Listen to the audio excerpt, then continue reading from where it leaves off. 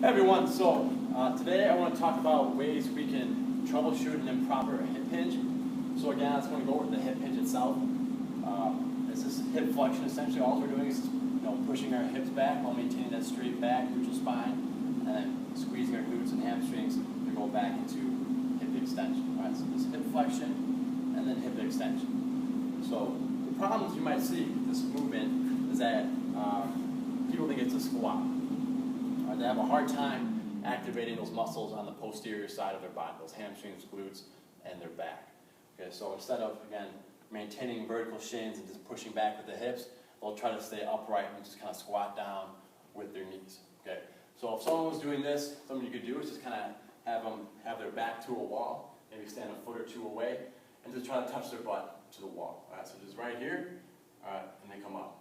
So if you're going, down in the squat, your butt's pretty much just staying where it is. So the thought process on someone who is doing a squat is that they're doing an up and down movement. They think that deadlift is just an up and down movement, which isn't the case. It's a backward and forward movement. You're just moving your hips back and then pushing them back forward. You can see my hips pretty much stay parallel or in the same line to the floor all the way through. So just hips back and then hips forward. So let's say you have a person that now understands that they're moving their hips back and then forward, but they're still rounding out. They're unable to maintain a straight back. Okay, so in order to maintain that straight back, you have to, be able to hold an isometric contraction of the muscles of your back. Okay, so now we're primarily going to be using, our lats and our erectors, and maybe into like our rhomboids to a degree. But our erectors are kind of maintaining that natural lordotic curve in our lower back, right? So think kind of just maintain the arch in your back, while your lats are the huge muscle that runs all the way from sort of the base of your hips here, under your armpit, and the base of your neck. So it pretty much covers the entire span of your spine. Okay, so in order to contract your lats, something I might have someone do is just kind of push against their back of their hand, like they're almost like trying to swing back, so you're getting that muscle tight here on the side. Okay, that's also going to just kind of lock your shoulder blades in place. You don't want to squeeze your shoulder blades together. That's almost the opposite. You want to internally rotate your shoulder, kind of put it here, get those lats engaged, squeeze tight there, and hold that position as you go back, right? So if I can't just get someone to turn those lats on immediately, what I'll have them do is just hold the kettlebell behind their back, okay?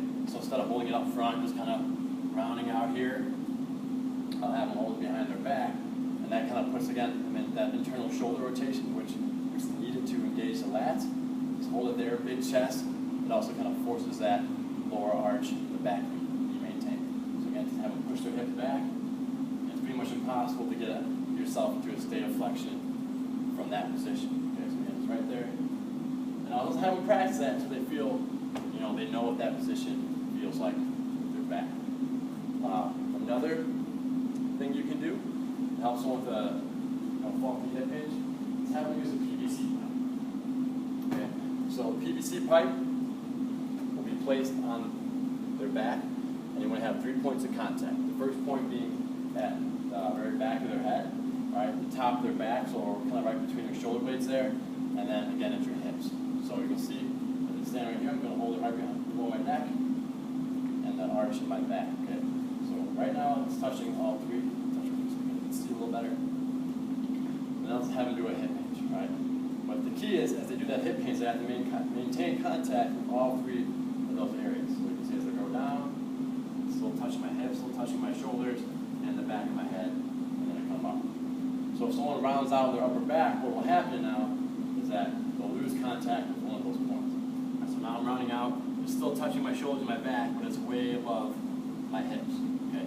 So again, what you have to do is just kind of push that belly button to the floor a little bit, stick the butt back, and then just come up from there. Okay, so those are a few tips I use to cue a proper hip hinge. So hopefully that kind of cleans some things up and lead on to better movement patterns.